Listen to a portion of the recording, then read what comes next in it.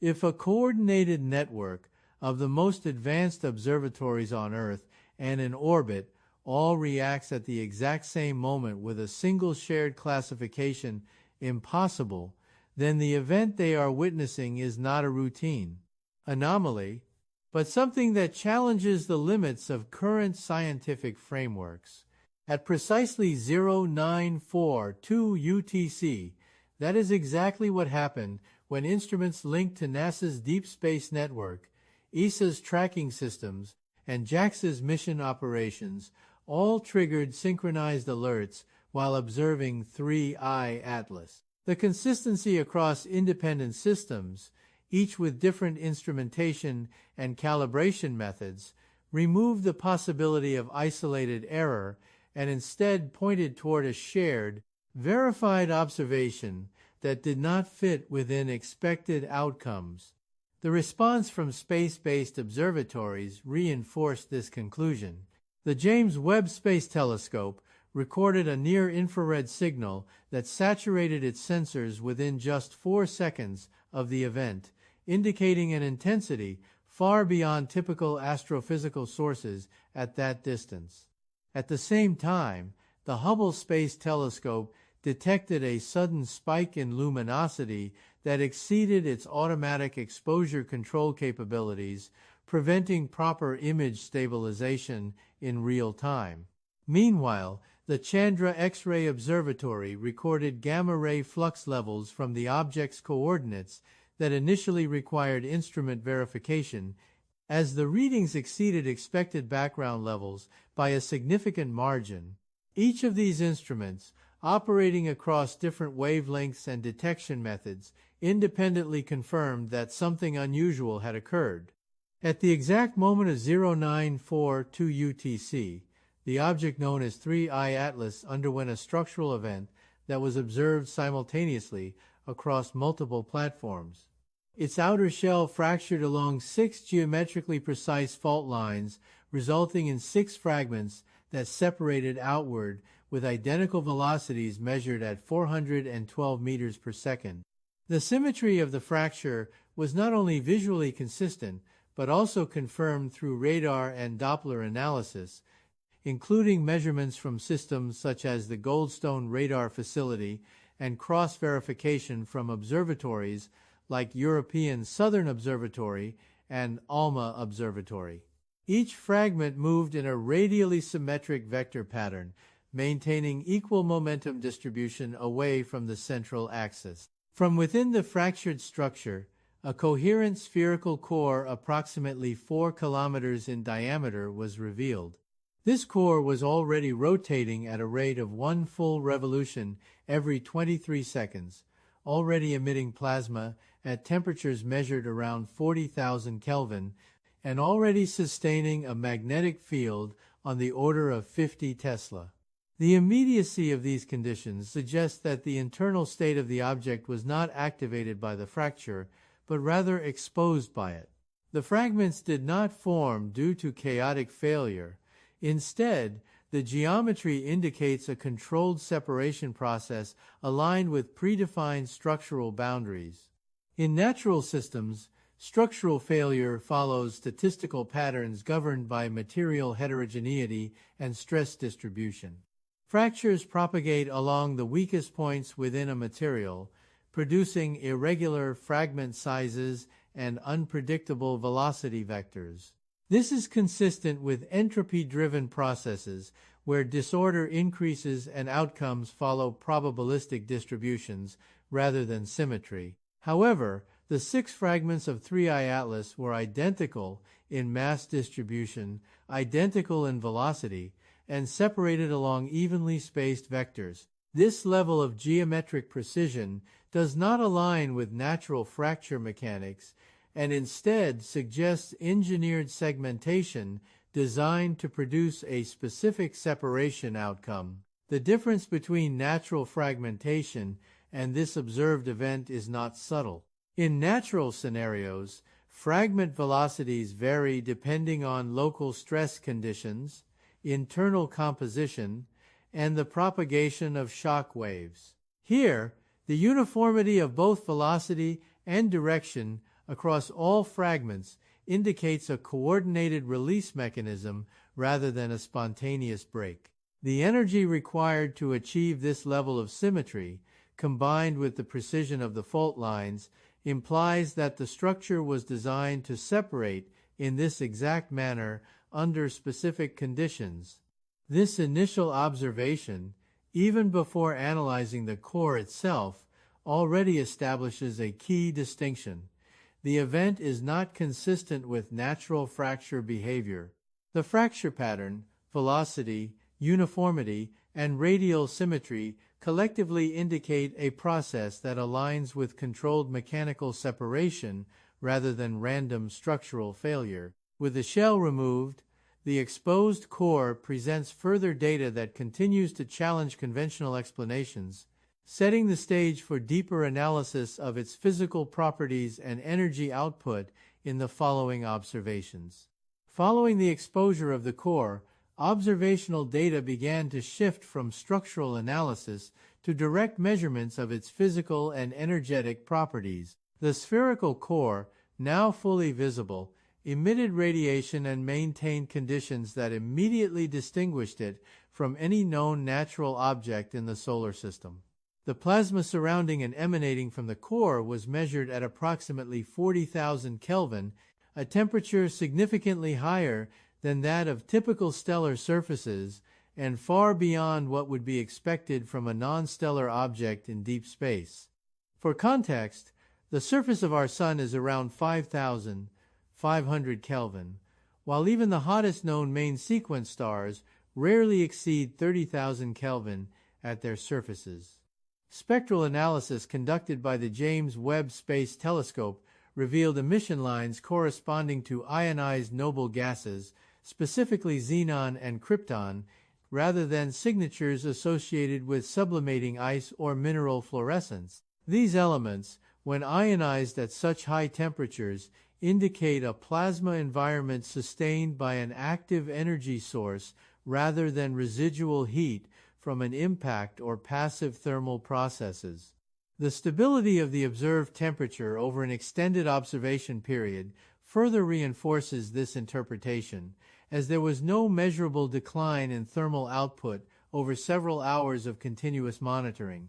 The challenge in explaining this phenomenon lies in the expected behavior of hot objects in a vacuum.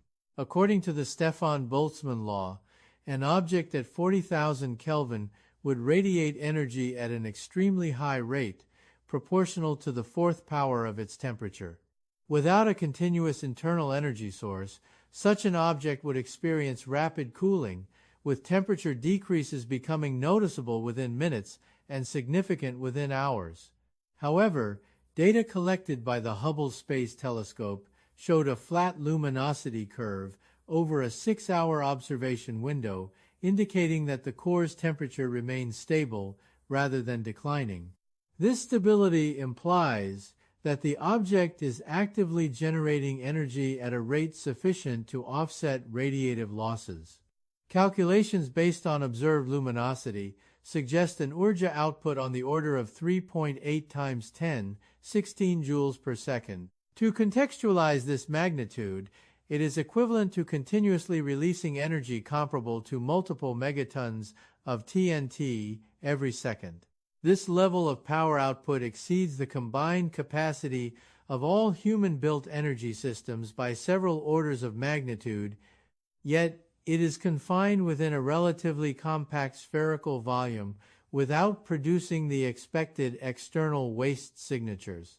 Another critical observation is the presence of a strong magnetic field measured at approximately 50 Tesla, which is responsible for confining the ionized plasma into a stable spherical configuration.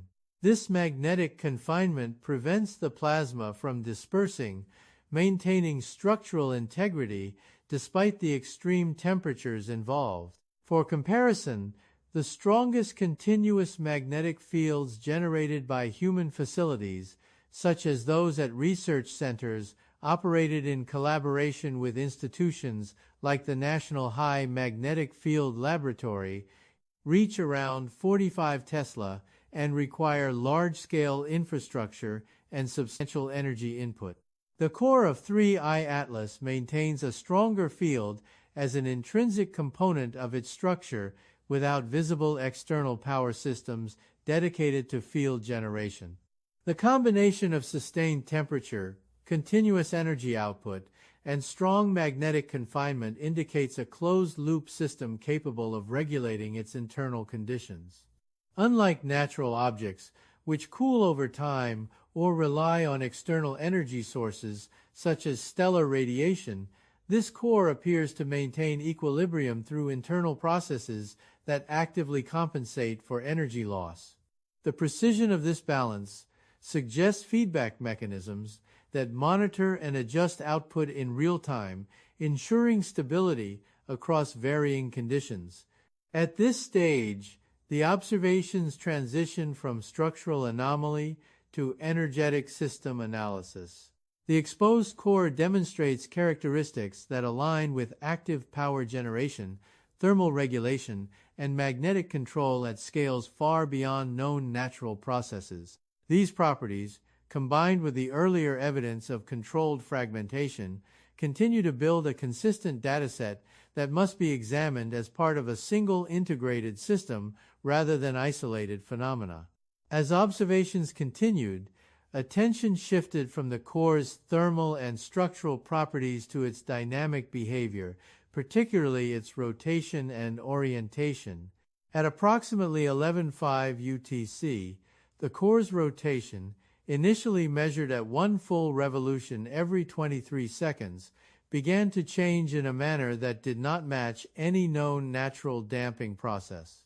In a vacuum, rotational deceleration typically requires an external torque or interaction with surrounding matter or fields.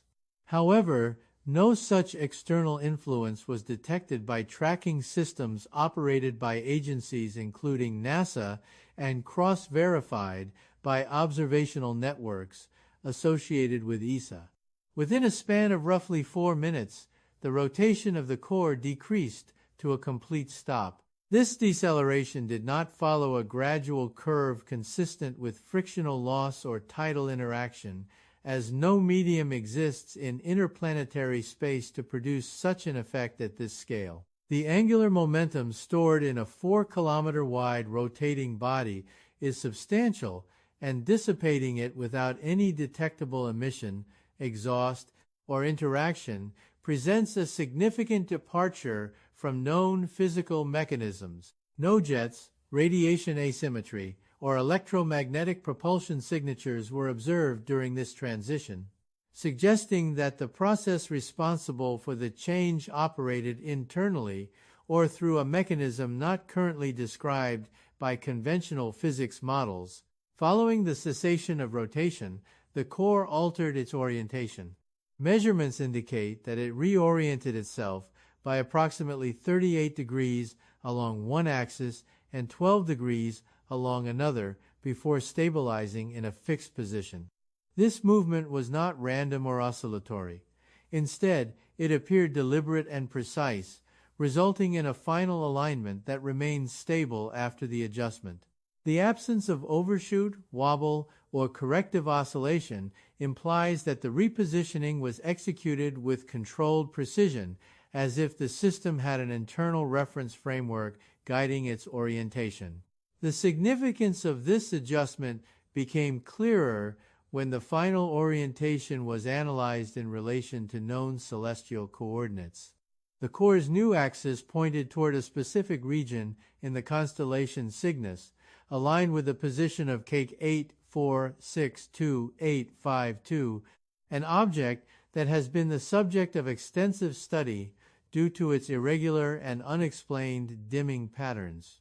Peer-reviewed literature has previously discussed the possibility that such anomalies could be consistent with large-scale artificial structures, though no definitive conclusions have been reached. The alignment of 3I Atlas toward this target introduced a new layer of context to the observation, suggesting that the orientation may not be arbitrary, but instead directed toward a specific astronomical reference. At the same time, the object's energy systems remained active. the plasma continued to emit at stable temperatures, and the magnetic confinement field maintained its strength without observable fluctuation. This indicates that the rotational and orientational changes did not disrupt the internal energy balance or plasma containment. Instead, the system appears capable of independent control over mechanical orientation while maintaining continuous operational stability in its core processes. The ability to halt rotation without external propulsion or reaction mass raises questions about the interaction between the object's internal mechanisms and fundamental physical forces. In known systems, changes in angular momentum require either the exchange of momentum with another body or the emission of energy in some form, such as electromagnetic radiation or particle outflow. The absence of detectable signatures associated with these processes suggests either an extremely efficient, undetected transfer mechanism or a method of angular momentum redistribution that does not conform to currently understood models. Simultaneously, the precision of the final orientation suggests intentionality in the adjustment. The alignment toward a specific astronomical coordinate, combined with the controlled deceleration and stabilization, forms a sequence of actions that appear coordinated rather than incidental. Each step from rotational slowdown to final locking position fits within a pattern of behavior that prioritizes accuracy and stability over randomness. This phase of observation marks a transition in the analysis of 3I Atlas. The focus moves from passive structural and energetic anomalies to active mechanical control and directional alignment. The combination of these factors indicates that the object is not only maintaining internal equilibrium, but also capable of adjusting its physical orientation in space with precision. As additional data emerges, the implications of these behaviors become more significant, particularly when considered alongside subsequent transmissions and signal activity originating from the core. After the core stabilized in its new orientation, the nature of the observations shifted once again, this time from mechanical behavior to active signal emission. At approximately 11:42 UTC, tracking stations including those operated by Green Bank Observatory detected a structured transmission originating from the core. Unlike typical astrophysical emissions, which are generally continuous, broadband, or characteristic of known natural sources, such as pulsars or thermal radiation, this signal exhibited discrete timing intervals that resolved into measurable numerical patterns when analyzed with high-precision instrumentation. The signal was identified across multiple observatories, including arrays such as the Very Large Array, which confirmed that the emission was not limited to a narrow frequency band. Instead, the transmission was distributed across a spread spectrum, allowing it to be received regardless of the specific frequency range of individual receivers. This design choice is significant because it ensures compatibility with a wide variety of detection systems, increasing the likelihood that any sufficiently sensitive radio telescope could detect and interpret the signal without requiring specialized tuning. When the timing intervals between pulses were measured, they resolved into a sequence of numerical values corresponding to well-known mathematical constants. The first constant transmitted was 1.618033, representing the golden ratio, often denoted as phi. This number appears throughout natural and mathematical systems, from the spiral patterns of certain biological structures to geometric growth relationships and fractal formations. The precision of 6 decimal places indicates a level of numerical stability and timing accuracy that exceeds what is typically observed in natural astrophysical sources. The second constant transmitted was 3.141592, representing pi, the ratio of a circle's circumference to its diameter. This constant is fundamental to geometry and appears in a wide range of physical equations describing circular and spherical systems. Like the golden ratio, its transmission to 6 decimal places demonstrates a structured encoding rather than a byproduct of random emission processes. The third constant was 2.718281, representing Euler's number, commonly referred to as E. This constant underpins exponential growth and decay processes and appears in equations governing continuous change across multiple scientific disciplines, including physics, engineering, and probability theory. The sequential transmission of these three constants, phi, pi, and E, forms a pattern that is not typically associated with natural radio emissions, which do not encode abstract mathematical relationships in their timing structures. Further analysis confirms that the signal is not consistent with known natural radio sources, such as pulsars, magnetars, or quasars. Pulsars, for example, emit highly regular pulses due to their rotation, but their timing variations are linked to rotational dynamics rather than intentional encoding of numerical values. Magnetars and quasars produce emissions driven by magnetic fields and accretion processes, respectively, neither of which produce structured sequences corresponding to mathematical constants with such precision. The presence of a modulated, intentional timing sequence strongly suggests an encoded communication pattern rather than a passive astrophysical phenomenon. Following the initial sequence, the transmission paused for approximately 90 seconds before resuming with a second iteration. This repetition included the same three constants but introduced an additional value. The fine structure constant, represented as 0.72973525693 inches, the transmitted sequence. This constant, often denoted by alpha, governs the strength of electromagnetic interactions between charged particles and plays a critical role in quantum electrodynamics. Unlike phi, pi, and E, the fine structure constant is not derived from mathematical principles alone, but must be determined through experimental measurement. The inclusion of this constant, transmitted to a precision of 10 decimal places, suggests that the source possesses the capability to measure fundamental physical constants with a level of accuracy comparable to the most advanced laboratory experiments conducted on Earth. This implies not only knowledge of the constant, but also the ability to replicate or verify it independently through observation or computation.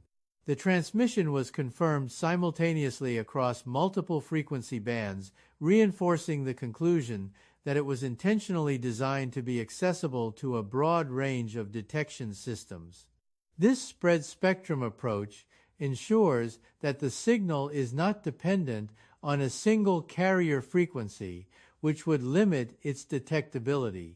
Instead, it reflects a communication strategy that maximizes interoperability, allowing different observatories, regardless of their specific technical configurations, to receive and analyze the same information. Taken together, the structure, content, and delivery method of the transmission indicate a deliberate encoding of information rather than an incidental emission. The use of universally recognized mathematical constants, combined with precise timing and multi-band distribution, forms a communication pattern that aligns with the characteristics of an intentional signal designed for detection, interpretation, and comparison by technologically capable observers. Following the initial structured transmissions, the signal activity from the core continued with additional layers of complexity that extended beyond simple numerical constants. After a brief optical event observed around 11:45 UTC, a short, coherent flash, lasting approximately 1.6 milliseconds and detectable by ground-based optical systems on Earth, the transmission sequence resumed with a new format. This marked a transition from purely mathematical constants to information that appeared to carry spatial and positional meaning.